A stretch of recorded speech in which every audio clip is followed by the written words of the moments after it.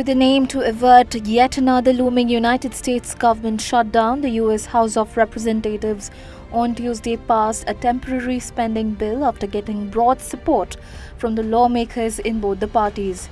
The current bill will extend the government funding through mid-January and will head to the Senate, where both Republicans and Democrats will voice their support. The passing of the bill in the Republicans-controlled House saw a 336-vote victory for the newly appointed House Speaker Mike Johnson. In order to prevent the government shutdown, of which deadline is on November 17th midnight, the Senate and the House of Representatives must enact legislation that would be then signed into law by President Joe Biden.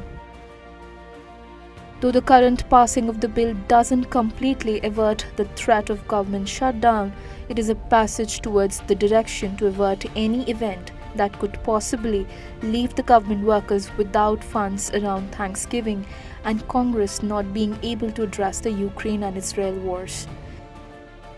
Earlier in September 2023 as well, the US government was headed for a partial shutdown. However, a stopgap funding bill was passed that was a 45-day temporary agreement funding the government till November 17th. Notably, the Speaker did face opposition from some of his fellow Republicans in what marked his first consequential vote of his tenure. Mike Johnson had assumed the post weeks after former House Speaker Kevin McCarthy was ousted from his position after facing a stab in the back by hard-right members of the Republican Party by a tally of 216 votes to 210. The temporary stopgap bill that would push the funding problem until January 2024 is expected to witness a smooth sail in the US Senate.